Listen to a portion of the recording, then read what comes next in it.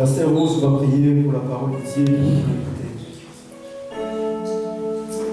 Éternel notre Dieu, la gloire. Dieu Tout-Puissant, Seigneur, toi la main cachée, toi qui appelles vraiment à l'existence ce qui n'existe pas, ce matin dispose le cœur de ton peuple, Seigneur. Éloigne de nous tout ce qui est distraction, Papa. Viens disposer les cœurs ce matin. Viens parler au cœur desséché ce matin. Viens parler au cœur attristé ce matin. Viens parler au cœur assoiffé ce matin. Utilise ton serviteur, Seigneur, un homme, un canal pour bénir ton peuple ce matin. Et que tout ce qui n'est pas de toi en ce lieu soit séché et jeté dans les arrêts au nom puissant de Jésus. Éternel des armées, Seigneur, je réclame la prière du Saint-Esprit de Dieu ce matin, Seigneur, pour bénir vraiment ton peuple et que nous ne retournons pas comme nous sommes venus ce matin. Père éternel des armées, que ton serviteur soit effacé, que sa nature même soit étouffée et que toi, Dieu, tu sois glorifié ce matin. Béni sois-tu, Seigneur, au nom puissant de Jésus que j'ai prié. Amen. Amen. Amen. Amen. Voilà,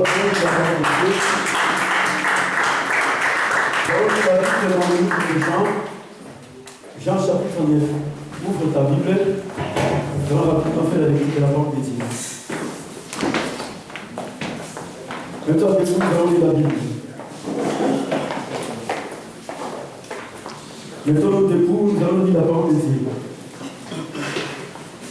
Même celui qui est malade, mettons debout, le Saint-Esprit va te guérir. Parce que nous voulons lire la parole de Dieu. Mettons-nous debout et nous allons lire nos Bibles dans les noms puissants de Jésus-Christ Nazareth. Même si celui qui n'a pas de Bible, je te demande de te mettre debout pour la gloire de Dieu.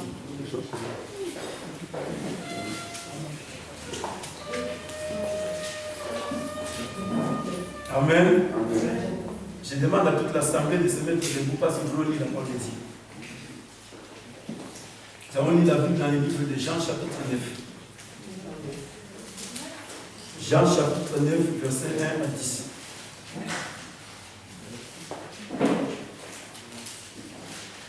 Jean chapitre 9, verset 1 à 10. Lisons la parole au nom du Seigneur Jésus-Christ. Jésus vit en passant un homme aveugle de naissance. Ses disciples lui firent cette question. Rabbi, qui a péché, cet homme ou ses parents, pour qu'il soit né aveugle?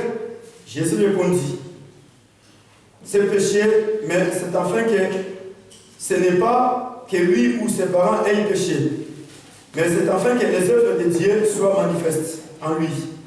Il faut que je fasse, tandis qu'il est jour, les œuvres de celui qui m'a envoyé. La nuit vient où personne ne peut travailler. Pendant que je suis dans le monde, je suis la lumière du monde. Après avoir dit cela, il cracha à terre et fit de la boue avec sa salive. Puis il appliqua cette boue sur les yeux de l'aveugle et lui dit, va et lave-toi au réservoir de Siloé, nom qui signifie envoyé. Il y a là, se lava et s'en retourna, voyant clair.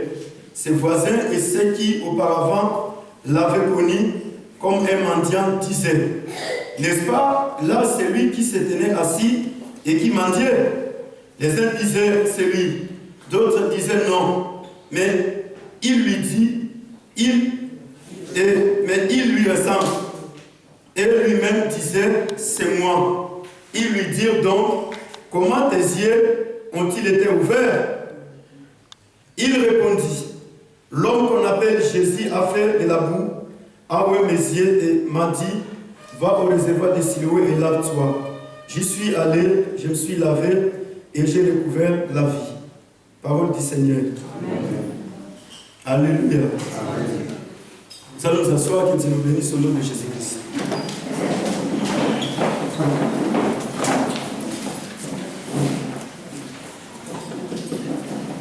Alléluia. Alléluia. Gloire à Dieu. Nous allons passer rapidement aux questions qui sont importantes ce matin. Salut les frères et la sœur qui est à côté. Dis bonjour mon frère, bonjour ma sœur. Dis bonjour parce que c'est ton frère, c'est ta sœur, dis bonjour. Dis bonjour avec joie, dis bonjour avec tristesse, c'est pas bien. Vous avez le Saint-Esprit, dis bonjour mon frère à la sœur avec joie. Alléluia. Salut les frères et la sœur à tes côtés, dis bonjour. assez, salut les autres. Salut les frères et les sœurs, ça c'est important. Salut les autres et avec joie. Ayez le courage et cette joie qui est en toi. Salut ton frère, ta sœur. Et la chose la plus bonne, c'est important.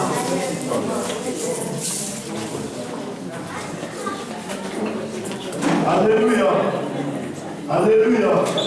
Tu vois, ce matin, le Saint-Esprit va parler parce qu'il a émis la parole. Amen. Amen. Ce matin, le Saint-Esprit va nous parler parce que lui, il est la parole. Et Jésus dit, ma parole d'esprit est vie. La chair de la lienne, c'est l'esprit qui vivifie. Amen. Alléluia. Amen. C'est bien d'avoir salué les autres, mais maintenant, vous voulez écouter la parole. Vous allez écouter la discussion, parce que Dieu a un message à nous donner ce matin. Amen. La Bible nous parle d'une histoire qui s'est passée il y a beaucoup des années, beaucoup de siècles, beaucoup de milliards d'années. Et cette histoire nous parle d'un homme appelé Jésus qui s'est promené sur la terre pour accomplir la volonté de son Père qu'il a envoyé du ciel pour la terre. Et la Bible dit, Jésus, un jour, il est entré dans une ville. En entrant dans la ville, Jésus va se retrouver en face d'une personne. Et cette personne, la Bible dit, il était né aveugle. C'est-à-dire que cette personne n'est pas devenue aveugle, mais cette personne était née aveugle. Alléluia. Parce qu'il y a une différence entre la personne qui est devenue aveugle et la personne qui est née aveugle. Alléluia. Celui qui est né aveugle, c'est-à-dire que cette personne, dès le ventre de sa mère, est déjà aveugle. Et le jour de sa naissance, cette personne naît aveugle. C'est-à-dire que les désirs physiques ne s'ouvrent pas et ne voient rien du tout. Mais celui qui devient aveugle, il le devient par des circonstances quelconques sur la terre. Il y a des gens qui sont nés, les désirs, vous voyez, mais à un moment donné, ils sont devenus des aveugles. Et ils sont beaucoup nombreux dans tous les cas de quoi du monde entier. Quand tu vas lui poser la question, tu te diras non, non, non, je suis né vraiment avec mes désirs. Mais arrivé à un certain âge, je ne voyais plus et les désirs sont partis. J'avais mes désirs, mais à un certain âge, l'œil gauche est parti et je ne vois plus bien. C'est-à-dire que je ne vois plus rien du tout. Donc cette personne est devenue aveugle. Mais ici, Jésus ne va pas se retrouver devant une personne qui était devenue aveugle comme Bartimée, mais Jésus va se retrouver devant une personne qui était née aveugle. C'est-à-dire que dès le ventre de sa mère, cette personne va naître avec cette situation. Cette personne va naître avec l'aveuglement. Et quand Jésus va se retrouver en face de cette personne, Jésus ne va rien dire. Mais ce sont les disciples qui vont poser la question à Jésus.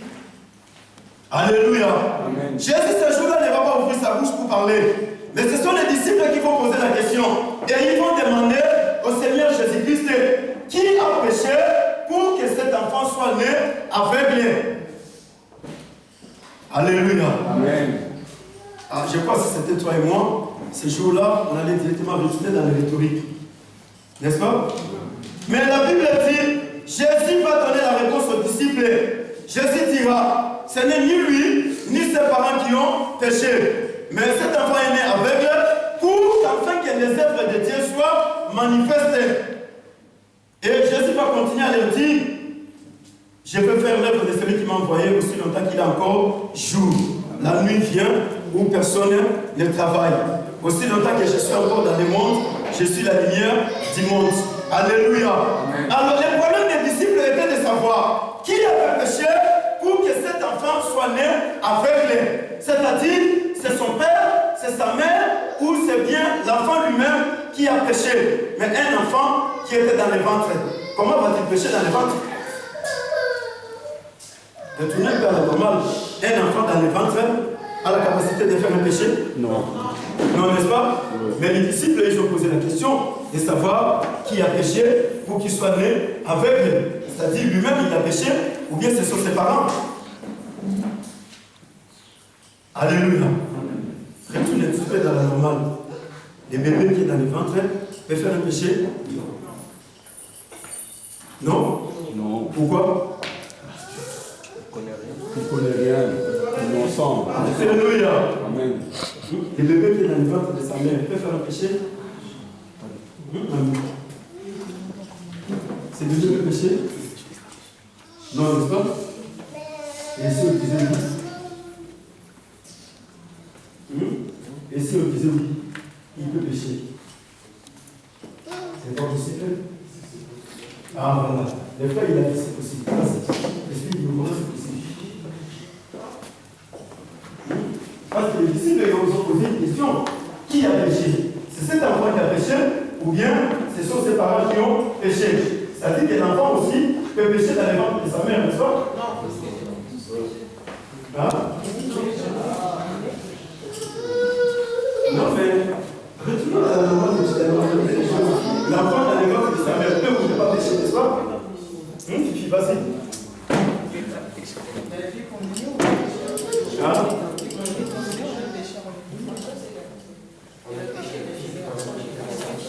Ah, on est tous engendrés dans les péchés, n'est-ce pas? Alléluia! Gloire à Dieu, parce que les réponses sont données, on est tous nés dans les péchés. Les disciples, ils voulaient savoir qui a péché pour que cet enfant soit né aveugle. C'est-à-dire c'est lui-même qui aurait péché ou bien ce sont ses parents. Jésus ce jour-là va donner une réponse très simple et claire et nette. Jésus dira, c'est ni l'enfant qui a péché, ni ses parents. C'est-à-dire que les disciples, ils savaient que l'enfant peut aussi pécher dans le ventre de sa mère. De quelle manière? Tout ce que la mère fait, cela affecte directement la vie de l'enfant. Vous avez fait la biologie à l'école, n'est-ce pas? Vous avez étudié la biologie. Vous avez appris cela à l'école, n'est-ce pas? Ce que la mère mange, ça passe où? Chez l'enfant, n'est-ce pas? Alléluia. Tout ce que la mère mange, ça passe directement dans les cordons ombiliques. Et l'enfant fait quoi? Il mange aussi. Et si la mère péchait, l'enfant fait quoi? L'enfant aussi a péché. Voilà pourquoi les disciples ils avaient raison de poser la question de savoir est-ce que c'est cet enfant qui a péché ou bien c'est sa mère qui aurait péché. Alléluia. Et Jésus va donner une réponse très brève. Jésus dira non, ce n'est ni le petit qui a péché, ni ses parents qui ont péché. Pourquoi? Parce que les disciples savent que ce qui a originé les malheurs sur la terre, c'est le péché. Ce qui a originé les catastrophes dans tous les cas du monde entier, c'est le péché. Ce qui a originé la maladie, c'est le péché. Ce qui a originé l'aveuglement, c'est le péché. Ce qui a originé la souffrance, c'est le péché. Raison pour laquelle ce jour-là, dans la souffrance de cet enfant, les disciples n'ont pas cherché autre chose, mais ils ont voulu savoir qui a péché pour que cet enfant soit né aveugle. Alléluia. Parce que tout ce qui se passe sur la terre aujourd'hui, c'est le péché qui est à l'origine. C'est-à-dire que les malheurs des hommes sur la terre, c'est le péché qui est à l'origine. La souffrance des hommes sur la terre, c'est le péché qui est à l'origine. Quand il n'y avait pas de péché dans les jardins d'Éden, l'homme vivait dans la joie. Il n'y avait pas de maladie, il n'y avait pas de troubles, il n'y avait pas de problèmes, parce que l'homme et la femme, ils vivaient dans la communion avec Dieu. Mais les jours où ils avaient péché, c'est ce jour-là que la souffrance a commencé. C'est ce jour-là que la trahison a commencé. C'est ce jour quand le malheur est entré, parce que l'homme était chassé du jardin. Et comme il a été chassé du jardin, c'est un jardin qui est l'amour de Dieu. L'homme est sorti en dehors de l'amour de Dieu. L'homme est parti loin de la présence de Dieu. L'homme est parti loin de la vie de Dieu. Et quand il est parti loin de la vie de Dieu, l'homme va commencer à payer les prix. Il va commencer à payer les prix. Parce que Dieu lui avait dit, les jours où tu mangeras les fruits de cet arbre, c'est ce jour-là où tu mourras. Et la mort était engendrée ce jour-là. Et il y a la maladie. Il y a des problèmes, il y a la souffrance, il y a la misère, il y a la condamnation, il y a la jalousie, et il y a toutes ces choses qui ont été nées ce jour-là. Raison pour laquelle les disciples, ils voulaient tout simplement savoir qui avait péché pour que cet enfant soit né aveugle. Est-ce que c'est l'enfant qui a péché, ou bien c'est son parent qui ont péché ce jour-là? Et Jésus dira non, cet enfant n'a jamais péché, et ses parents n'ont pas également péché, pour que cet enfant soit aujourd'hui dans la souffrance. Mais Jésus leur dira, cela est pour que les œuvres de Dieu soient manifestées. Alléluia. Cette situation est pour que les œuvres de Dieu soient manifestées. C'est-à-dire, cette situation est pour qu'afin que Dieu soit glorifié. Même si ce sont ses parents qui ont péché, même si c'est lui-même qui avait péché, mais Dieu, il s'est réservé cette situation. Et comme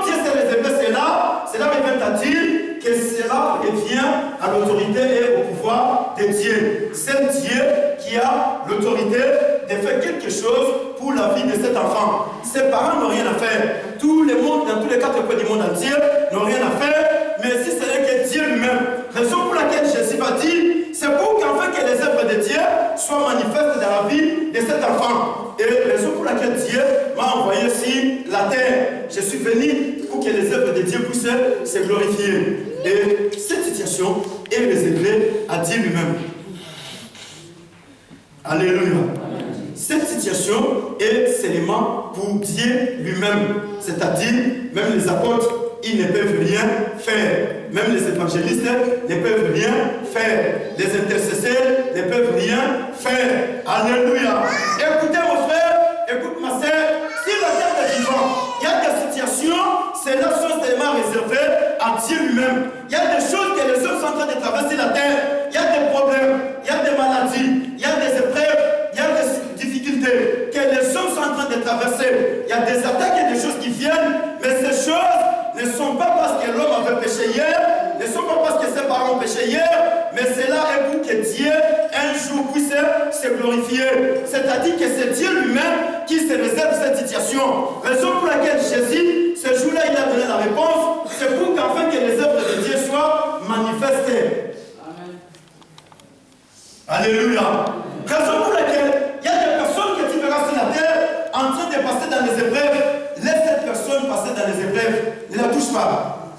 Il y a des personnes que tu verras passer dans la souffrance. Laisse cette personne rester dans cette souffrance. Il y a des personnes que tu vas retrouver sur la terre en train de pleurer. Laisse cette personne pleurer. Ne te pose pas de questions. Parce que les disciples se sont posés des questions. Ils voulaient savoir qui a péché pour que cet enfant puisse souffrir. C'est bien lui-même ou bien ce sont ses parents qui ont péché. Jésus leur dira, ni lui, ni les parents, ils n'ont pas péché. Mais c'est Dieu lui-même qui a permis que cette situation soit comme ça. C'est Dieu qui a permis que cet enfant soit né aveugle. Alléluia. Alléluia. C'est Dieu qui a permis que tu sois dans cette situation que tu es en train de traverser. Mon frère, ça va? Tu vas bien? Ah voilà. Dieu va te bénir. Alléluia. Cela est réservé à Dieu. Raison pour laquelle Jésus ce jour-là ne voulait pas faire de gymnastique, mais Jésus va regarder l'aveugle né. Et Jésus dit, aujourd'hui, je vais faire quelque chose pour toi. Parce que aussi longtemps que je suis encore sur la terre, je suis la lumière du monde. Toi, tu ne vois pas, mais tu dois voir. Tu dois recouvrir la vie pour qu'afin que tu puisses faire ton chemin. Et parce que si tu ne voyais pas, tu ne dois pas marcher pour aller de l'avant. Alléluia. Et Jésus va commencer à faire des choses. Et quand Jésus va faire des choses, c'était pour que ce jour-là, l'aveugle né ne puisse pas rester aveugle. Il y a des situations qui sont en train de traverser, c'est Dieu qui l'a permis. Et comme c'est Dieu qui l'a permis, les hommes ne peuvent jamais donner la solution. Les hommes ne peuvent jamais intervenir. Même si les hommes intervenaient, il n'y a pas de solution. Même si les apôtres intervenaient, il n'y a pas de solution.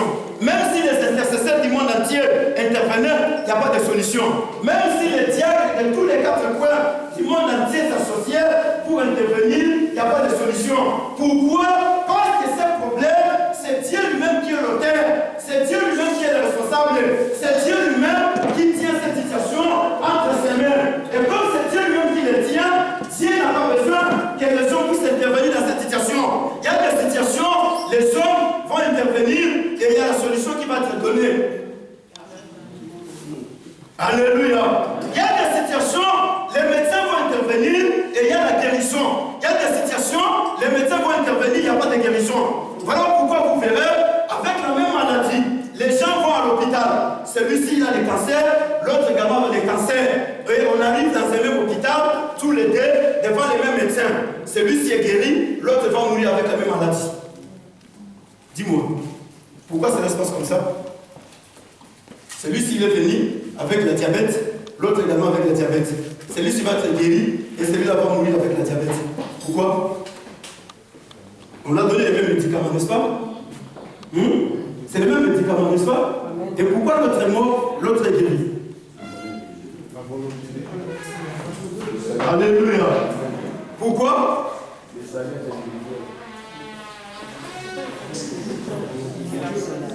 Alléluia. Pourquoi c'est là? Pardon?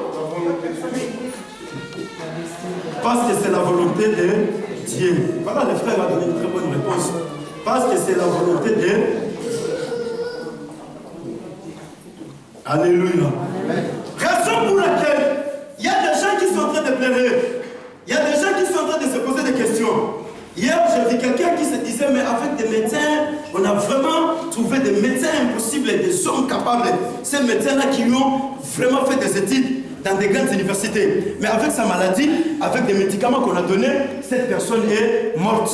Mais pourquoi les autres ne sont pas morts? J'ai dit, voilà, il a besoin de savoir pourquoi ceux-là sont morts et pourquoi d'autres sont guéris. Je vais te donner une réponse très simple. Si Dieu ne fait rien, l'homme ne peut rien faire. Alléluia. Si Dieu ne fait rien, l'homme ne peut rien faire. Raison pour laquelle même les médecins, même les pasteurs, les apôtres et les évangélistes ne sont que des simples instruments utilisés par Dieu. Et si Dieu ne fait rien, les médecins ne pourront rien faire, mon frère. On peut donner des médicaments, mais ces médicaments ne produiront jamais la guérison. Mais si Dieu dit oui, cette personne sera guérie, avec les mêmes médicaments, la personne sera guérie. Malgré l'intelligence du médecin, malgré sa sagesse, malgré tout ce qu'il a pris, mais si Dieu dit non, cela est non. Si Dieu dit oui, cela est oui. Alléluia. Malgré la compétence des apôtres, malgré la prière des intercesseurs, malgré la fervence des évangélistes et des pasteurs, mais si Dieu dit non, les pasteurs n'ont rien à faire. Si Dieu dit non, les apôtres n'ont rien à faire. Si Dieu dit non, les évangélistes n'ont rien à faire. Si Dieu dit non, les prédicateurs n'ont rien à faire. Si Dieu dit non, les chantres n'ont rien à faire. Mais quand Dieu dit oui, c'est là où les choses marchent et cela va de l'avant. Raison pour laquelle Jésus voulait faire comprendre aux disciples que ce n'est pas cet enfant qui a péché, mais ce n'est pas ses parents également qui ont péché. Cette situation, c'est Dieu lui-même qui s'est réservé. Raison pour laquelle vous verrez aujourd'hui, avec la même situation, celui-ci vient, lui il reçoit la solution, l'autre vient, il n'y a pas de solution. Pourquoi? Parce que c'est la volonté de Dieu. Dieu a voulu, à cet instant, lui ait la solution, et toi tu puisses rester comme ça sans solution. Que toi tu aies la solution, lui reste sans solution. Que toi tu aies la solution, lui reste sans solution. Que toi tu aies la solution, lui reste sans solution. Mais c'est là qu'il a dit que Dieu n'est pas injuste. Parce qu'il y a des gens qui disent, mais pourquoi Dieu fait cela? C'est qu'il est injuste. Dieu n'est pas injuste. Dieu se réserve des choses. Dieu se réserve des problèmes à Makaya. Dieu se réserve des situations sur la terre. Et ces situations, tu peux aller chercher tout le monde dans les quatre écoles du monde entier, tu n'auras pas de solution. Tu peux solliciter tous les intercesseurs du monde entier. Tu peux solliciter tous les diacres du monde entier. Tu peux solliciter tous les pasteurs. Ils vont imposer les mains. Ils vont tout faire. Mais cette situation ne changera jamais. Alléluia. Raison pour laquelle Jésus a dit, c'est lui qui les parents qui ont péché. Il y a des problèmes que tu es en train de traverser aujourd'hui. Il y a des fois que tu te poses des questions. Mais qu'est-ce qui m'arrive? Qu'est-ce que j'ai fait sur la terre? Mais Dieu te dit, tu n'as rien fait. Alléluia. Il y a des situations, quand ça vient, les gens retournent directement dans la famille et on commence à examiner la famille. Ah, mais ça doit être les sorciers qui sont en train de me combattre. Ça doit être celle-là qui ne veut pas que j'aille de l'avant. Ça doit être celle-là qui ne veut pas que moi j'obtienne la vie. Ça doit être celle-là qui ne veut pas que moi j'ai la paix. Mais la Bible dit, Jésus a dit, ce n'est ni lui ni ses parents qui ont péché. Mais cette situation est que pour qu'avant que Dieu soit glorifié. Alléluia. C'est pour la gloire de Dieu. Dieu se réserve des problèmes sur la terre. Dieu se réserve des situations sur la terre dans la vie des hommes. C'est-à-dire qu'il y a des personnes qui viennent aujourd'hui à l'église, Dieu lui donne la solution dans son problème. Mais toi, tu es 10 ans à l'église, ton problème est sa solution. Alléluia. Il y a des gens qui viennent ce matin à l'église, ils prient Dieu une seconde, Dieu lui répond. Mais toi, tu as déjà prié, 25 ans passés, ton problème n'a pas de réponse. Ta situation n'est pas résolue. Mais Dieu est toujours là exposé. Mais celui qui t'expose, c'est le Dieu Tout-Puissant. Dieu t'expose parce que Dieu veut s'attirer sa gloire. Et comme Dieu veut s'attirer la gloire, Dieu à cet instant, il te laisse comme ça. Et quand il te laisse comme ça, c'est le moment que tu vas comprendre que Dieu m'a laissé comme ça. Pourquoi? Parce que Dieu ne m'aime pas. Non, c'est parce que Dieu t'aime plus. Et comme Dieu t'aime, Dieu veut qu'un jour, tu arrives à comprendre qu'il y a des choses que je traverse dans ma vie. Je dois chercher des hommes dans tous les quatre coins. J'ai sollicité des pasteurs, j'ai sollicité les apôtres, j'ai sollicité les intercesseurs, j'ai sollicité les médecins, j'ai sollicité tous les diacres. Ils n'ont pas donné la solution. Et maintenant, je suis comme un Pierre. Où irai-je? Car c'est à toi qui as la parole de vie. Amen. Alléluia. C'est pour qu'enfin que l'homme arrive à comprendre qu'avec mes propres efforts, je ne peux rien faire. Avec les efforts des pasteurs, rien ne va se faire. Avec les efforts des médecins, rien ne va se produire. Mais si c'est là la volonté de Dieu, Dieu va disposer une personne devant toi et au travers de cette personne, Dieu va donner la solution. Mais si cela n'est pas comme ça, Dieu va faire les choses jusqu'au temps où lui il a prévu. Au temps prévu par Dieu, c'est à ce temps-là que Dieu fera les choses. Raison pour laquelle il y a des personnes sur la terre, quand ils les regardent, il ne faut pas se poser des questions. Laisse cette personne vivre de la manière dont Dieu les laisse vivre sur la terre. Ne te pose pas des questions. Mais pourquoi lui sa vie ne change pas? Pourquoi lui il n'y a pas de solution? Pourquoi lui il y a ça dans sa vie? Ne te pose pas des questions. Parce que c'est posant des questions, tu n'auras jamais de réponses. Et comme tu n'auras pas de réponses, tu vas commencer à condamner. Comme les disciples de ce jour-là, ils ont commencé à condamner. Est-ce que ce sont ses parents qui ont péché ou bien c'est lui qui a péché? Et c'est comme ça que les autres sur la terre, ils ne vont que condamner. Est-ce que c'est lui qui a fait ça ou bien c'est l'autre qui a fait ça? Il y a des fois, même quand les choses ne marchent pas dans ta vie, tu commences à te condamner toi-même. Hein? Tu commences à dire, ah oui. Et là, tu commences à lui confesser les péchés que tu as déjà confessés 200 000 fois. Et tu le truc encore, tu vas commencer à les confesser. Ah Dieu, en 2024, j'ai volé des gens. Ah Dieu, j'avais fait cela ce jour-là. Ah Dieu, là, la personne commence à confesser les péchés. Et après avoir confessé, croyant que tout de suite là, il y aura la solution, il n'y a pas de solution. Et la personne commence à pleurer. Et en pleurant, croyant qu'il y aura la solution, il n'y a pas de solution. Alléluia. Jésus dit, c'est pour qu'enfin que les œuvres de Dieu soient manifestées. C'est là pour que Dieu lui-même puisse attirer la gloire. C'est-à-dire, Dieu ne veut pas travailler parce que toi tu as prié. Dieu ne veut pas agir parce que toi tu as intercédé.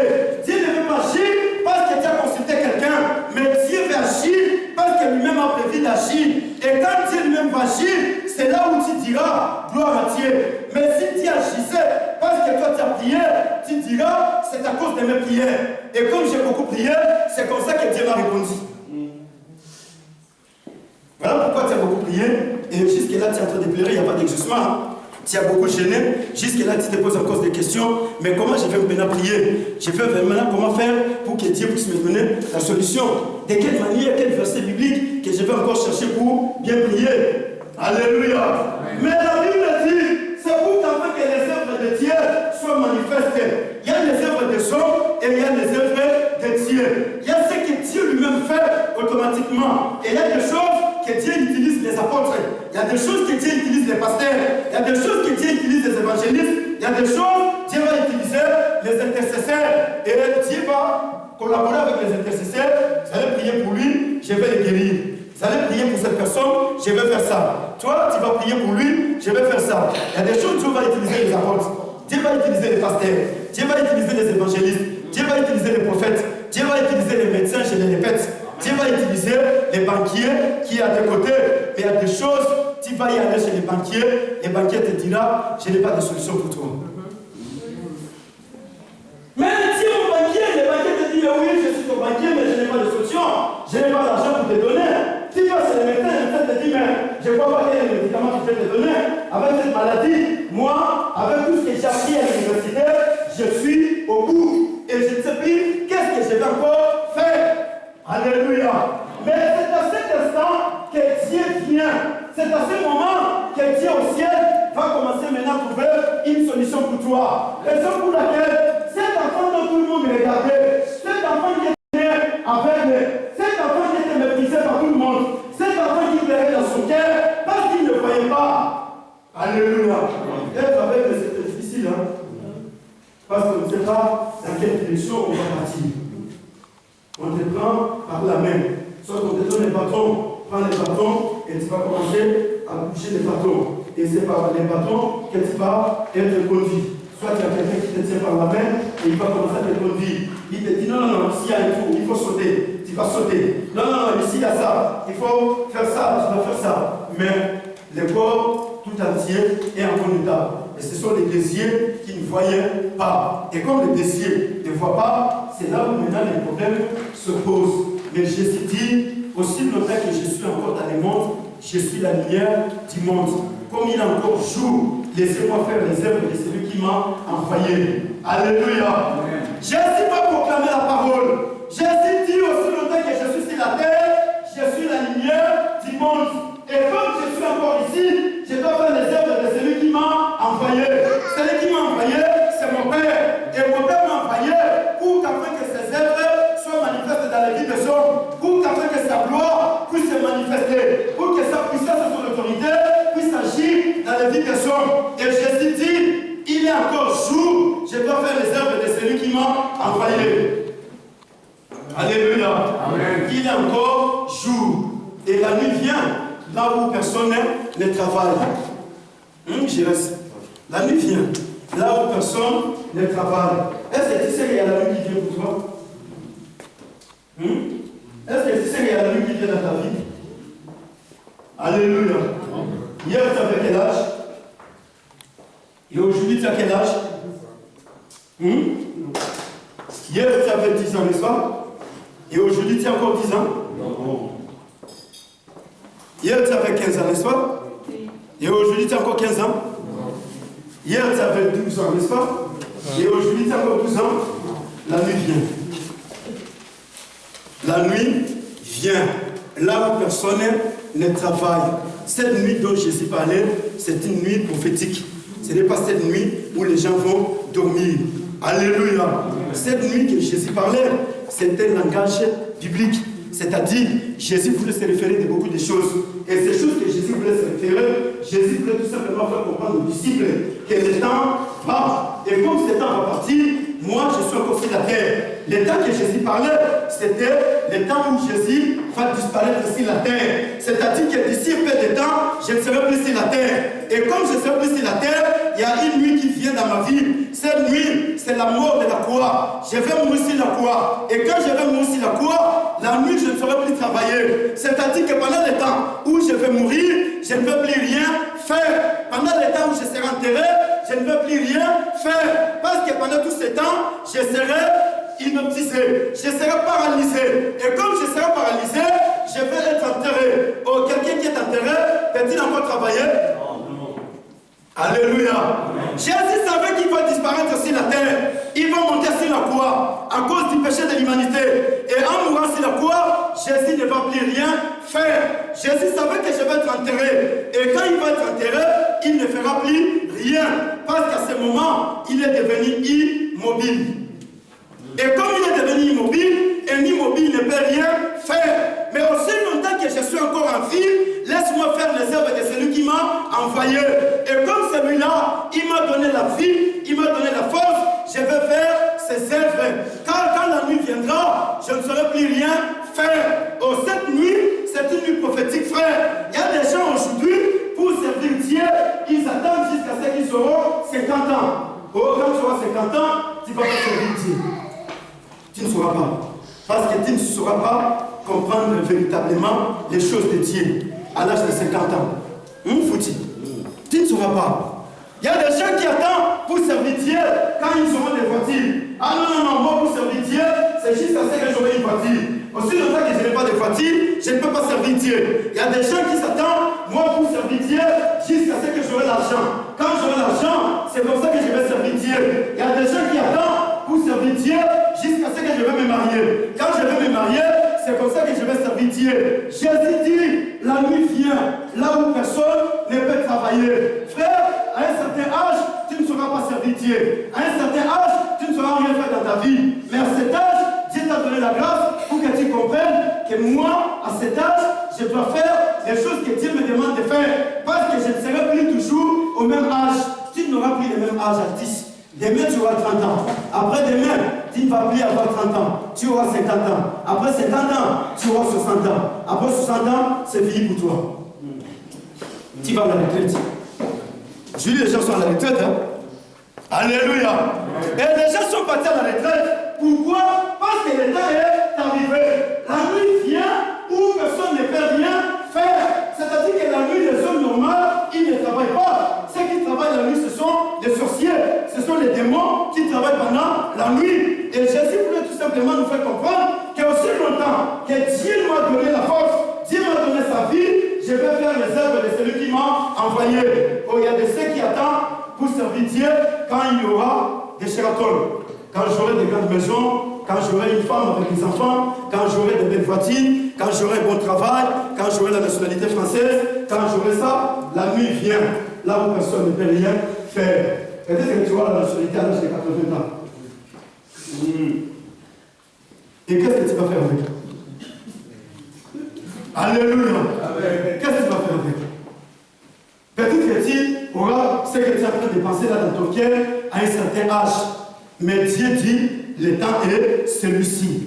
La Bible dit, aussi longtemps que Dieu m'a encore donné la force, je vais faire les œuvres de celui qui m'a envoyé. Celui qui m'a envoyé, c'est mon Père. Et Jésus dit, aussi longtemps que je suis encore sur la terre, je suis la lumière du monde.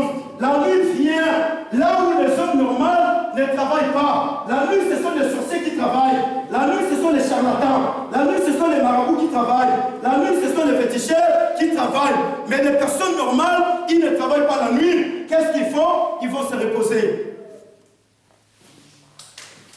Est-ce que je me fais comprendre? Amen. Est-ce que je me fais comprendre? Amen. La nuit, les personnes normales, qu'est-ce qu'ils font? Ils vont se reposer. Et quand ils vont se reposer, les autres qui sont anormales, ils font quoi? Ils commencent à travailler. Les sorciers, ils se mettent à l'action. Les charlatans, les marabouts, les féticheurs, et toutes ces personnes, et ils travaillent la nuit. Et pendant cette période, toi, tu es en train de dormir, et ils sont en train de travailler. Ils sont en train de faire leurs œuvres. Et c'est comme ça que Jésus dira, aussi longtemps qu'il est encore jour, je vais faire les œuvres de celui qui m'a envoyé. Écoute Anaïs, aussi longtemps qu'il est encore jour pour toi, profite de servir Dieu. Profite de connaître Dieu et profite de faire la marche avec Dieu. Parce que demain, tu n'auras plus le même âge. Demain, tu vas atteindre un certain âge, tu ne seras plus. On te dira, non mais écoutez, non. Mais à cet âge, même si je servais Dieu, mais qu'est-ce que ça va me faire? À l'âge de 80 ans, je ne saurais plus rien faire. Alléluia. Un jour, j'étais dans un coin en train de prêcher la parole de Dieu avec un groupe de jeunes. Alléluia. Et dans cette province-là où nous sommes allés, avec ces jeunes, j'avais au moins plus de 25 jeunes. Et je travaillais avec eux. Et nous sommes arrivés dans un village, j'avais un papa qui était malade. Ce papa qui était malade avait besoin de la guérison. On l'a ramené à l'hôpital, ça n'a pas été. Il a été malade partout.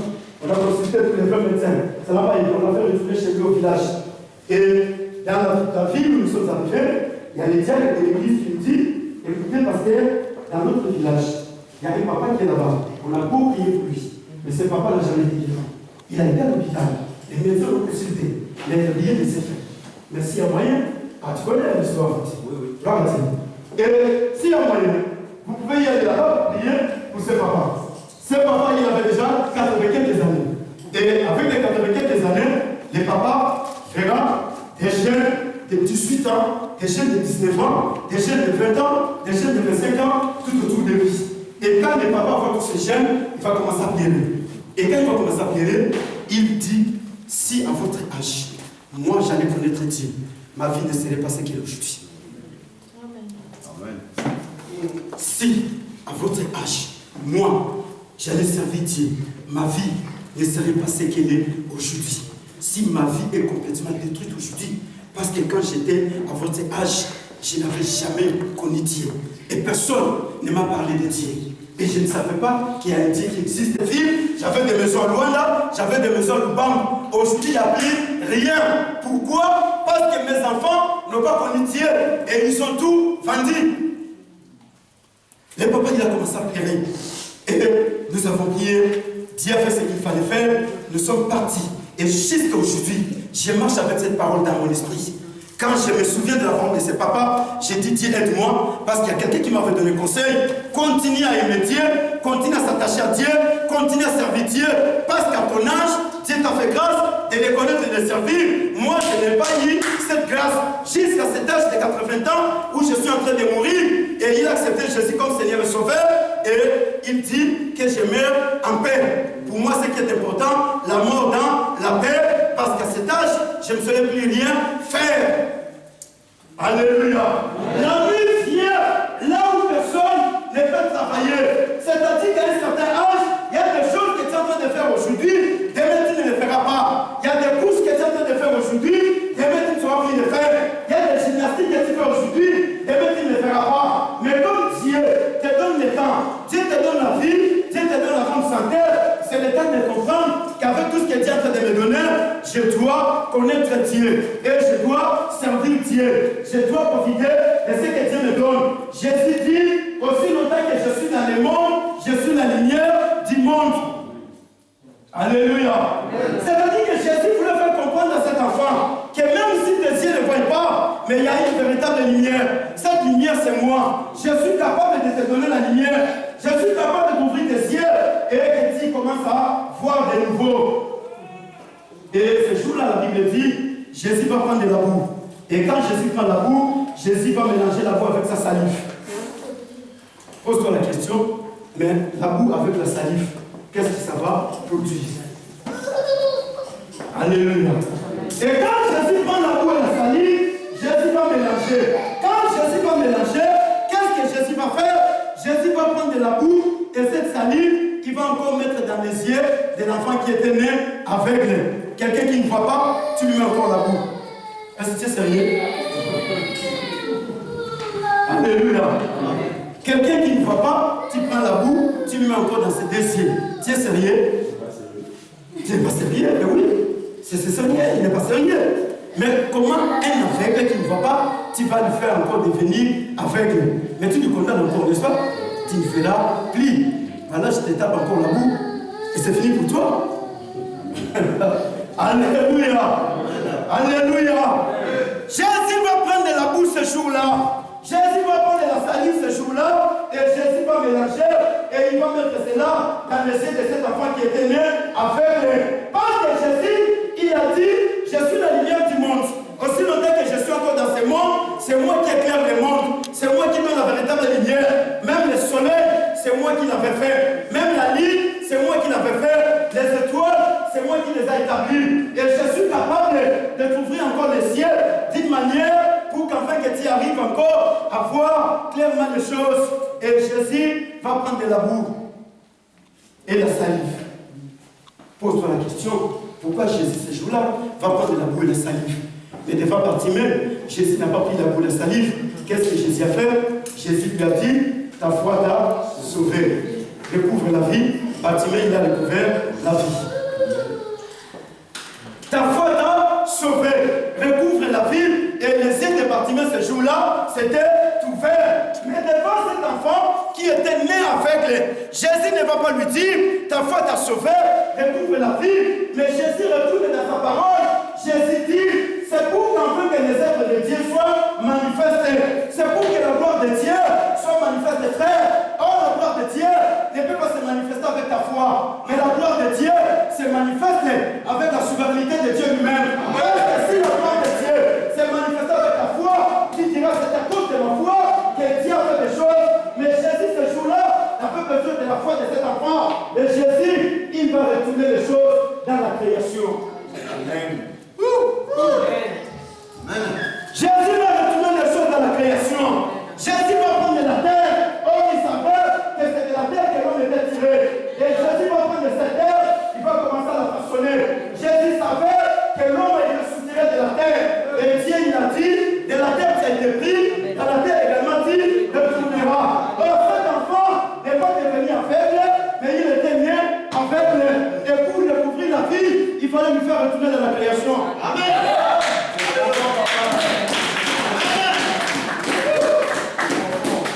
Alléluia. Voilà pourquoi il y a des choses, il faut que Dieu te fasse retourner dans la création. Quand Dieu va te faire retourner dans la création, c'est là où tu diras gloire à Dieu. Aujourd'hui, tu es en train de t'adonner auprès des médecins, tu es en train de t'adonner auprès des pasteurs, mais Dieu t'attend pour que tu viennes auprès de lui, parce qu'il va te faire retourner dans la création. Or, dans la création, c'est Dieu lui-même qui fait les choses. Là, il n'y a pas d'intervention de l'homme. Dans la création, c'est Dieu lui-même qui façonne les choses. là, Dieu n'a pas besoin de l'intervention des papas et des mamans. Parce que c'est Dieu lui-même qui prend la terre et il a pris la salive. Et quand il a mélangé, Jésus lui dit, vas-y, dans les réservoirs de Siloé, va te laver les yeux. Alléluia. Il y a la terre, il y a la salive et il y a l'eau. Trois choses. Alléluia. Jésus lui fait retourner. Va te laver dans les réservoirs de Siloé. Ces réservoirs avaient un nom dans le langage biblique, ça signifie envoyer. Alors pourquoi Dieu, il faut bien saisir sa parole. Il faut bien saisir le langage de Dieu. Quand on ne saisit pas le langage de Dieu, on commence à tâtonner. Et quand on va commencer à tâtonner, on va chercher des mikoudis, on va chercher les marabouts, on va chercher les charlatans. Il y a des enfants de Dieu qui sont venus vers Dieu. Ils croient que Dieu est fatigué. Ils voient que Dieu est incapable de faire des choses. Aujourd'hui, ils retournent et vont chercher les charlatans. Même après avoir écouté la parole de Dieu, et quand ils sortent de l'église, comme Dieu n'a rien fait, ils vont chercher des marabouts. Ils vont chercher des charlatans, ils vont chercher des féticheurs, ils vont chercher des exorcistes, ils vont chercher des paranoïaques, ils vont chercher pour que... Écoutez mon frère, si Dieu ne fait rien dans ta vie, qu'est-ce que fera un marabout? Vraiment. Dis-moi, si Dieu le créateur, c'est lui qui a créé le ciel et la terre, ne fait rien dans ta vie, qu'est-ce que peut faire un marabout? Vraiment. Si Dieu le créateur, c'est lui qui a fait l'univers visible et invisible, ne fait rien dans ta vie, Mélodie, qu'est-ce que peut faire un féticheur? Si Dieu le créateur ne fait rien dans ta vie, Mathieu, qu'est-ce que peut faire un paranoïaque? Même s'il a 10 yeux, qu'est-ce qu'il peut faire dans ta vie? Si Dieu le créateur ne fait rien dans ta vie, qu'est-ce que peut faire un sorcier? Rien du tout. Pourquoi? Parce que lui également dépend de Dieu. Amen. Parce que ce marabout que tu vas consulter, il dépend de Dieu. Il est incapable, il a des limites. Le médecin à qui tu te confies, il dépend de Dieu. Les féticheurs à qui tu te confies, il dépend de Dieu. Mais si Dieu ne fait rien dans ta vie, qu'est-ce que peut faire le son? On m'a dit. Rien, n'est-ce pas? Voilà. Alléluia. Si Dieu ne fait rien dans ta vie, qu'est-ce que peut faire un voyant? Et après, il te demande ta date de naissance. Donne-moi la date de naissance. Si tu lui dis, il est voyant, n'est-ce pas? Tu vois, et une fois maintenant la date de naissance, c'est né.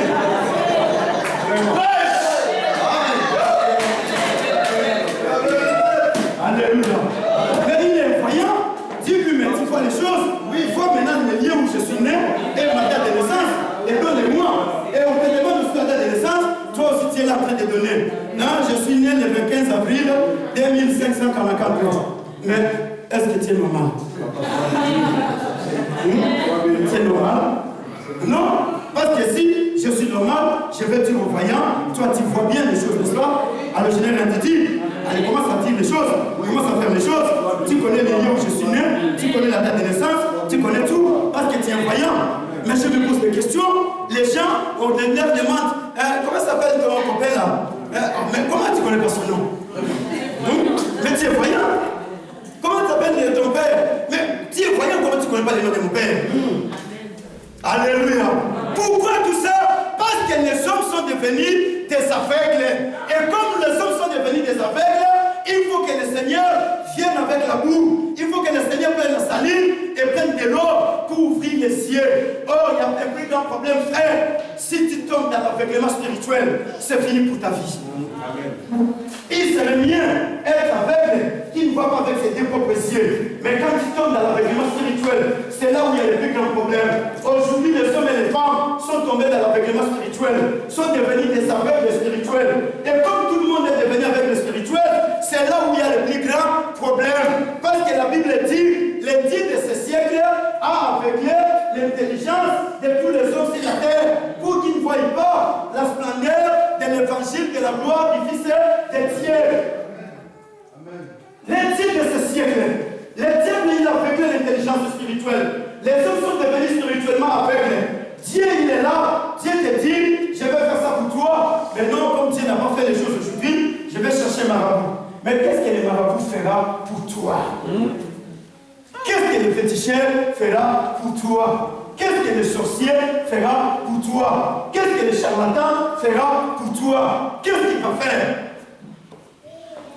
Les parents de ces de cet enfant, ils ont beau chercher la solution. Je sais que comme étant parents, ils aimaient bien leur fils, hein, et ils ne sont pas restés méproduits, ils ne sont pas restés méprisés, ils ne sont pas restés comme ça. Ils ont fait des démarches, ils ont consulté des médecins dans tous les quatre coins, ils sont partis dans des hôpitaux, mais ils n'ont pas trouvé de solution. Alléluia. Raison pour laquelle, si Dieu ne fait rien pour toi, sache que l'homme ne fera rien. Celui qui est capable de faire quelque chose pour toi, c'est le Dieu Tout-Puissant. C'est comme ça que Jésus est venu pour que l'humanité sorte dans l'aveuglement spirituel. Oh, quand on tombe dans l'aveuglement spirituel, on ne voit plus Dieu. Quand on tombe dans l'aveuglement spirituel, on ne voit pas la gloire et la puissance de Dieu. Quand on tombe dans l'aveuglement spirituel, on voit la grandeur de ses problèmes et on voit la situation qu'on est en train de traverser. Mais un enfant de Dieu ne peut pas voir la grandeur de ses problèmes. Un enfant de Dieu doit voir le Dieu grand qu'il a appelé, le Dieu grand qu'il a sauvé et dire à ses problèmes, j'ai un grand Dieu qui est plus que toi. Et toi, tu dois t'incliner devant mon Dieu. Parce que la Bible dit, celui qui est en vous, il est plus grand que celui qui est dans le monde. Le seul que celui qui est en toi, il est plus grand que tes problèmes. Mais le plus grand problème aujourd'hui, toi tu as inversé les choses. Tes problèmes sont plus grands que ton Dieu. Et tu viens avec des problèmes, tu dis ah Dieu, mes problèmes sont plus grands que toi. Viens te dire oui, tes problèmes sont plus grands que moi. Qu'est-ce que tu dois encore faire? Qu'est-ce que je vais encore faire pour toi? Parce que tes problèmes sont plus grands que moi. Anaïs, Dieu il est plus grand que tes problèmes. Il est plus grand que toi, plus grand que ta taille. Alléluia. Jésus va faire la salive ce jour-là. Jésus va prendre de l'eau. Jésus va prendre de la boue. Et Jésus dit, va dans la piscine de Siloé. Oh, cette piscine signifie envoyer. C'est-à-dire, mon frère, ce jour-là, c'est Jésus lui-même qui conjugue les trois verbes. Oh, c'est Jésus qui est l'envoyé de Dieu sur la terre. C'est le même Jésus qui était avec l'aveugle né, là où il a pris la boue. C'est le même Jésus qui s'est retrouvé dans la piscine. C'est le même Jésus qui était la terre lui-même. Ah, oh, c'est lui qui est le créateur de toutes choses. C'est lui qui est la terre, c'est celui qui est l'eau, c'est lui qui est la salive, c'est lui qui est l'envoyé de Dieu. Voilà pourquoi il a dit, je suis sur la terre pour que les œuvres de Dieu soient manifestées. Et quand l'aveugle était parti de la piscine, il était parti là où il a été envoyé. Et qui est envoyé? C'est Jésus. Il dit, je suis venu faire les œuvres de celui qui m'a envoyé. Alléluia. Je suis venu faire les œuvres de celui qui m'a envoyé. Voilà pourquoi Isaac, il faut bien saisir la parole prophétique de Dieu. Quand tu vas saisir cette parole prophétique, tu es resté la terre. Amen. Même si tu es entouré de milliards de millions, tu ne vas pas périr. Parce que tu as la connaissance de la parole prophétique de Dieu. Même si tu es entouré de girafes, tu ne vas pas périr. Tu seras comme Paul. Même si vous êtes entouré, mais j'essaie une seule chose, tout le monde m'a abandonné, mais l'Éternel ne m'a pas abandonné. L'Éternel m'a délivré, même de la guerre des lions. L'Éternel m'a épargné, même de toutes ces forces diaboliques qui étaient en train d'empêcher ma vie. Jésus va l'envoyer dans la piscine. Et quand il va dans la piscine, il va prendre de l'eau. Quand il va prendre de l'eau, il va se laver la figure. Et quand il va se laver la figure, la boue et la salive va quitter. Et quand la boue et la salive quittent, ce jour-là, la Bible dit, il va commencer à voir clairement les choses. Et quand il va commencer à voir clairement les choses, personne ne lui a encore touché. Il est retourné auprès de son père et de sa mère. Et quand il est retourné auprès de son père et de sa mère, la Bible dit, les gens ont commencé à se poser des questions. Est-ce que c'est lui ou bien ce n'est pas lui? Alléluia. Amen. Est-ce que c'est lui? Celui qui mentait de l'autre côté, celui dont nous étions en train de donner les sables. Parce que vous savez, un mendiant, on lui donne n'importe quoi. Oui. Un mendiant, on lui donne n'importe quoi. Un mendiant, on lui donne même la terre. Un mendiant, on lui donne des pierres. Et il croit que c'est des haricots. Et on lui donne les sables, lui il croit que c'est les wangila. Mais par contre, ce n'est pas ça. Vous connaissez les wangila, ensemble? Alléluia. Amen. Alléluia. Amen. Vous connaissez Wangila? Alléluia. Amen. Et c'est les mendiants, on lui donne n'importe quoi. Parce que c'est un mendiant. Son travail, c'est toujours, ah, donne-moi. Donne-moi. Et tout le monde qui vient, c'est lui qui vient avec les sables. Et lui, il ne voit pas. Qu'est-ce qu'il va faire? Est-ce qu'il va réclamer? Il ne réclame pas. Celui-là vient avec la terre, il met. Celui-là vient avec les pierres, il met. Et celui qui a la compassion vient avec un pain, il lui donne. Et le mendiant, qu'est-ce qu'il va faire? Il va tout mélanger. Hein? Il va prendre les pains, les sables, la terre et les wangis, là, il va tout mélanger. Il va commencer à tout manger. Et c'est la bouche maintenant qui va commencer à faire la différence. Ah non, non, non, non. Ce que je mange là, vraiment, ce n'est pas une bonne chose. Il va commencer à jeter cela par terre. Et ah non, non, ça c'est les pains. Non, non, non, ça c'est les McDo. Ça c'est le quick. Et il va commencer à manger les choses. Alléluia. Alléluia. Raison pour laquelle, dans l'aveuglement spirituel, l'homme ne voit pas bien les choses. Mais Jésus, ce jour-là, il va envoyer cet enfant qui est venu aveugle de la piscine. Et quand Jésus envoie la piscine, l'enfant va se laver.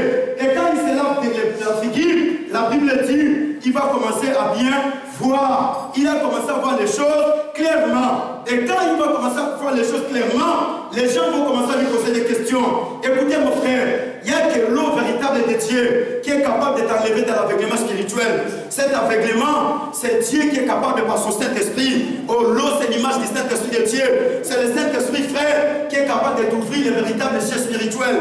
Quand le Saint-Esprit vient en toi, tu ne seras plus aveugle. Personne ne va t'amener là où on veut t'amener. Aujourd'hui, à l'église du Seigneur, les gens sont des aveugles. Les aveugles spirituels. Quand on vient avec le piment, ils reçoivent. Quand on vient avec le sable, les gens reçoivent. Un mendiant, il reçoit tout. Hein?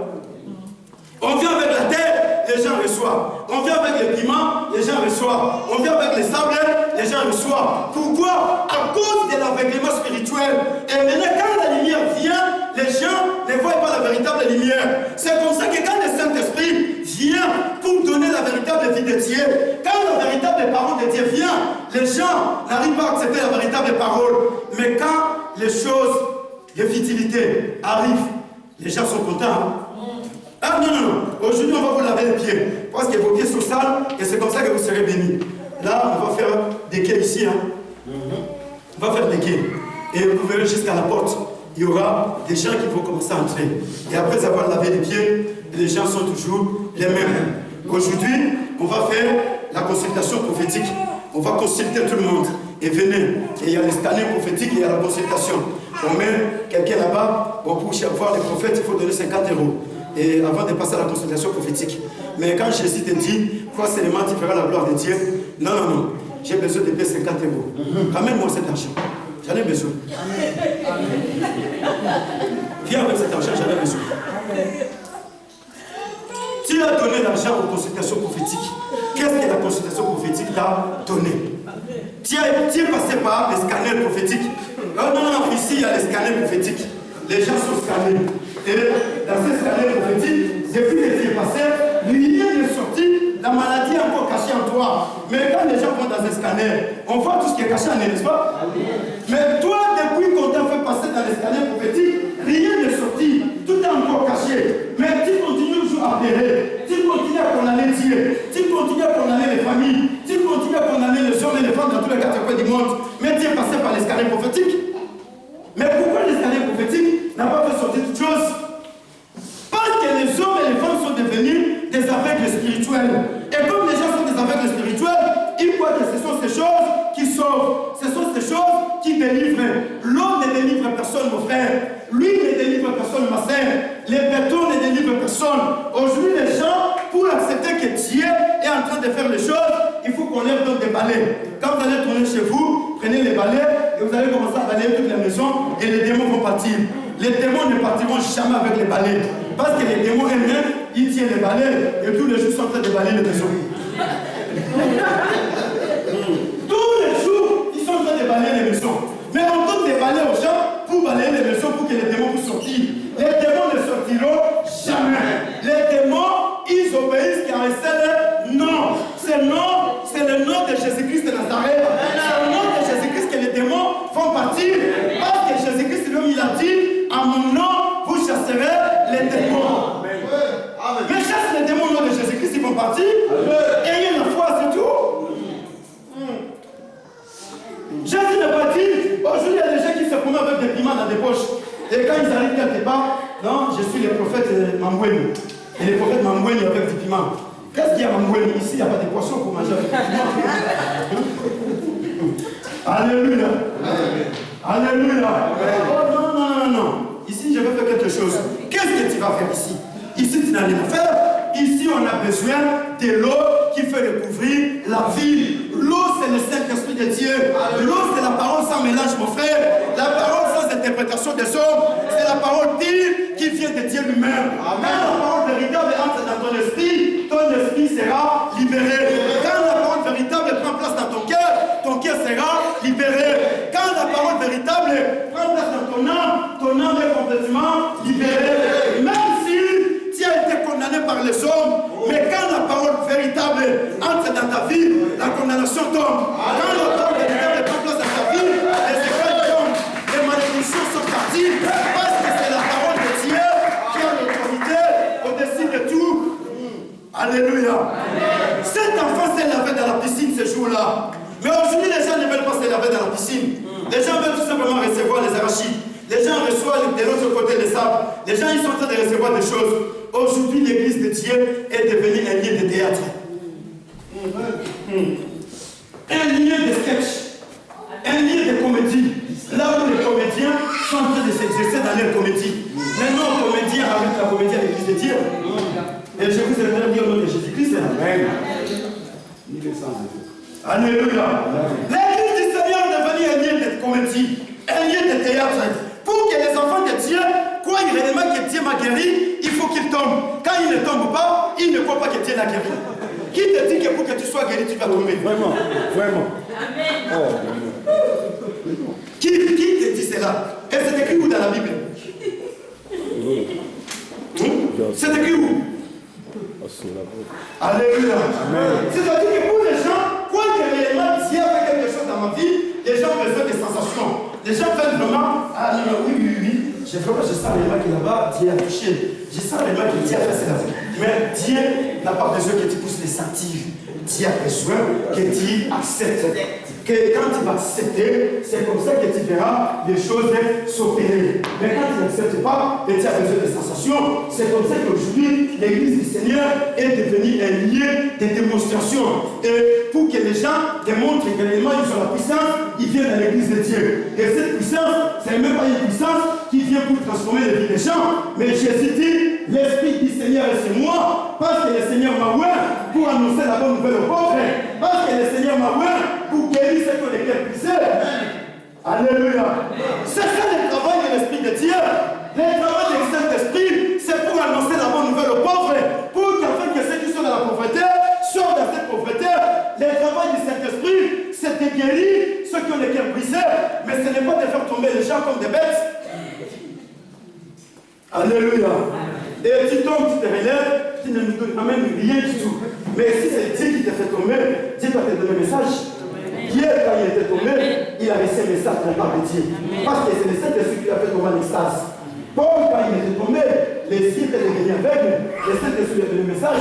Entre dans cette ville, il y a un disciple qui est là-bas. Tu vas le retrouver, c'était, comment il s'appelait? Ananias. Tu vas retrouver le disciple. Le Saint-Esprit a donné un message. Mais toi, quand tu tombes, tu te relèves, tu n'as pas un message de la part de Dieu. C'est Dieu qui te fait toujours tomber. C'est Dieu qui te demande de tomber encore. Non! Sois sérieux avec le Seigneur. Alléluia. Amen. Dieu pour faire les choses, il n'a pas besoin de connaître. Il y a des gens aujourd'hui qui sont en train d'être les prédicateurs. Non, il n'y a pas cette là. Oui, mais pourquoi il y a pas mal cette là? Mais tu vas avec cette maladie. Vous savez, on va parler. Là, il n'y a pas cette quoi il y a c'est la même c'est un problème. Alléluia. Ouais, moi je vais me réjouir, c'est tombé, c'est bien. J'ai dit non, j'ai pas ça, c'est vraiment. Alléluia, c'est l'esprit, alléluia. Et là, je suis vraiment dans la joie parce que c'est tombé. Et tu dis oui, je vais le faire pour. Mais non, ne tombe pas parce que tu veux me réjouir. Tu es tombé, tu te retrouves dans la même situation. Non. Dieu est venu pour que l'homme ne tombe pas, mais Dieu est venu pour que l'homme qui était tombé soit élevé. Parce que l'homme était déjà tombé dans les péchés. L'homme était détruit dans les péchés. Raison pour laquelle dans la Bible, ni par ailleurs vous verrez Jésus faire tomber les hommes et les femmes. Jésus a fait tomber les personnes qui sont venues l'arrêter. C'était pour leur faire comprendre comprendre que je suis le Dieu Tout-Puissant. Je suis capable en une minute de vous écraser. En une seconde, je suis capable de me défendre. Mais comme ce n'est pas le problème de la défense aujourd'hui, je vais me laisser faire. Prenez-moi et amenez-moi là où vous voulez. Jésus s'est laissé faire ce jour-là. Alléluia. Raison pour laquelle cet homme, ce jour-là, il s'est lavé dans la piscine. Et les cieux ont commencé à bien voir. Et la Bible dit, les gens ont commencé à se poser des questions.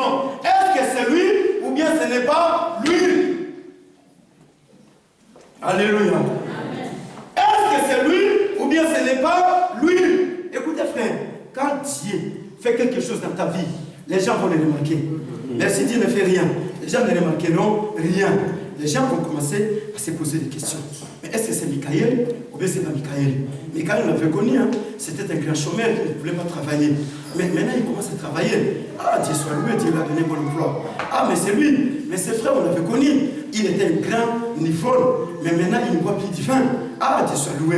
Parce que Dieu l'a délivré de l'ivrognerie. Ah, celui-là, on l'avait connu. Il était vraiment un grand épidique. Dieu soit loué, parce que Dieu l'a délivré de l'impudicité. Celui-là, on l'avait connu, il était comme ça. Les gens ont commencé et ils ont commencé à dire, est-ce que c'est lui ou bien ce n'est pas lui? Quand Dieu intervient dans la vie d'une personne, écoutez, les gens qui te connaissaient auparavant, ils vont commencer à se poser des questions. Les gens vont chercher à savoir, est-ce que c'est toi ou bien ce n'est pas toi? Mais la Bible dit, quand ils se posaient des questions, il y a eu une confusion. Les autres disaient, c'est lui. Et les autres disaient, ce n'est pas lui. Mais lui-même, il a dit, c'est bien moi. Alléluia. C'est bien moi. La personne que vous aviez connue hier, c'est lui qui dormait dans les bars, c'est bien moi. C'est lui qui hier dormait dans la rue, c'est bien moi. C'est lui qui était hier un clochard, c'est bien moi. C'est lui qui était hier malade à Koufalobi, c'est bien moi. Jésus de Nazareth m'a guéri. Et la Bible dit, cet homme il a commencé à parler.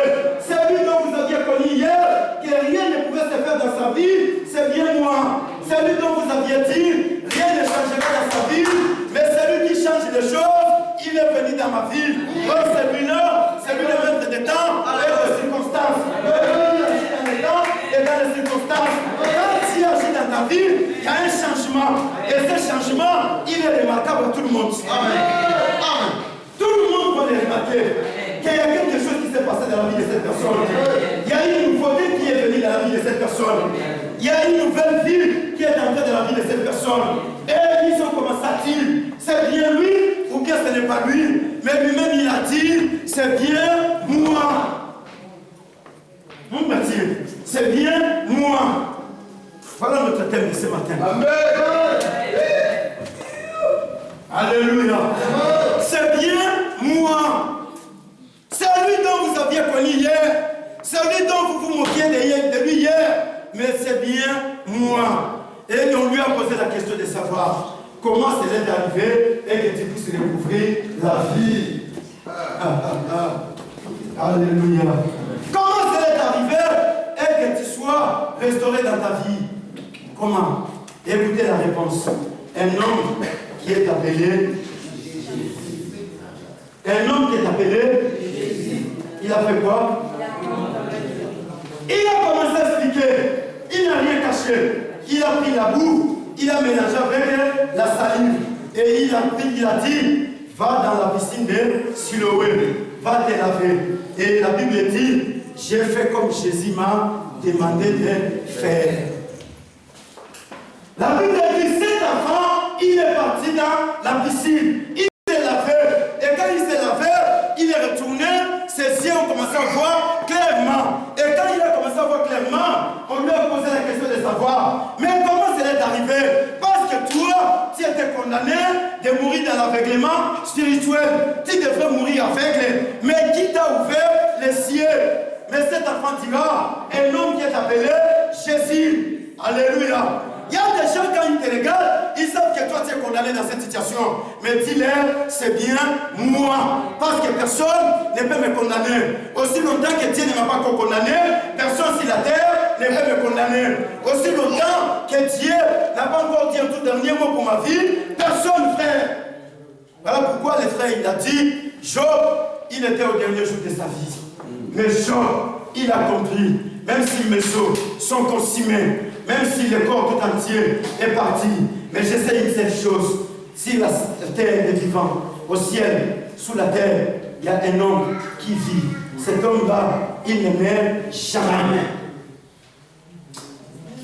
J'essaie une seule chose, mon Rédempteur est vivant. Et comme il est encore vivant, qu'est-ce qu'il va faire? Il va changer l'histoire de ma vie. Et comme il va changer l'histoire de ma vie, je n'ai pas besoin de pleurer, frère. Je n'ai pas besoin de me poser des questions. Je n'ai pas besoin d'aller chercher qui que ce soit. Parce que Job était rassuré dans son cœur. Et comme Job était rassuré, Job ne pleurait pas. Job ne se lamentait pas. Aujourd'hui, le plus grand problème, c'est que nous, les enfants de Dieu, nous n'avons même pas l'assurance que Jésus-Christ, il est un Dieu vivant. Jésus-Christ, il est capable, frère, en une seconde, de changer l'histoire de ta vie. Voilà pourquoi j'ai toujours dit aux gens, même si on mettait point dans ta vie et dans la joie, parce qu'après les points, il y a une nouvelle phase qui commence. Oui. Et cette phase commence avec une lettre majuscule. Est-ce que vous comprenez ma campagne? Même si la tête point, on l'a tête. Parce qu'après les points, il y a une nouvelle phrase qui commence. Et la phrase qui commence après les points ne commence pas avec une lettre minuscule. La phrase qui commence après les points commence avec une lettre majuscule. Amen. Alléluia. Mon frère, même s'il y a un point dans ta vie, mais il y a une lettre majuscule. Même si on a mis des points dans ta vie, mais la phrase suivante va commencer avec une lettre majuscule. Pourquoi? Pourquoi la phrase qui vient après les points commence avec une lettre majuscule? Alléluia. Pourquoi, fille? Ah, ça commence avec une lettre majuscule en grand caractère. Pourquoi? Parce que c'est une nouvelle phrase. Alléluia. Comme avec Jésus, mon frère, il y a une nouvelle vie qui vient. Cette nouvelle vie, même si hier, on avait mis un point dans ta vie, mais dis-leur, il y a une nouvelle phrase qui commence. Il y a une nouvelle vie qui commence, et il y a une nouvelle verset qui s'ouvre devant moi. Alors pourquoi, même si on disait, lui là, il ne sera jamais ma meilleur, mais dis-leur, là où vous avez dit, je ne serai jamais meilleur, je serai plus meilleur. Parce que la phrase qui vient, elle commence avec une lettre majuscule, en plein caractère. Jésus vient avec une nouveauté de vie. Parce que c'est une phrase nouvelle, elle est très importante, plus que la première. Alors c'est ça la grammaire, vous qui êtes à l'école. Vous qui êtes à l'école, c'est ça la grammaire, n'est-ce pas? Alléluia. C'est ça les choses de Dieu. Dieu il est simple dans sa parole. Et la Bible dit, cet enfant il est parti, et quand il est revenu, il a dit c'est bien moi. Alléluia. Est-ce que tu peux dire, Mathis, c'est bien moi? Ah ouais, vas-y. Ah, voilà. Alléluia. C'est bien moi, Makaya. Celle que vous aviez connue tout le temps. Ah, ni tout. Il y en a pas de quoi. Mais cette fois-ci, ni tout. Il y en a un mot. Alléluia. C'est bien moi. Alléluia. C'est pas que je n'ai pas perdu les langues. Ça multiplie encore. Alléluia. Je n'ai pas perdu la langue, je continue toujours. Alléluia. C'est bien moi. Parce que Jésus fait des choses admirables, frères. Quand Jésus fait des choses dans la vie d'une personne, cela impressionne les gens. Quand Jésus fait quelque chose dans la vie d'une personne, cela admire les gens. Les gens restent dans l'admiration. Les gens restent impressionnés. Il faut se poser des questions. C'est bien lui ou bien ce n'est pas lui? Mais dis-leur dire, c'est bien moi. La personne que vous aviez connue hier, il y a un homme qui est venu, c'est Jésus-Christ de Nazareth. C'est lui qui est mort, enterré, c'était le 3e jour. C'est lui qui a changé l'histoire de ma vie. Même si vous aviez dit que moi je ne pourrais rien faire sur la terre, mais avec Jésus-Christ, je ferai des choses nouvelles. Même si vous avez dit, rien ne peut changer dans ma vie, mais avec Jésus-Christ, tout change dans ma vie. Même si vous avez dit, je ne peux pas y aller loin, mais avec Jésus-Christ, j'irai loin. Parce que c'est le seul Dieu c'est lui qui décide pour la vie d'une personne. C'est le seul Dieu.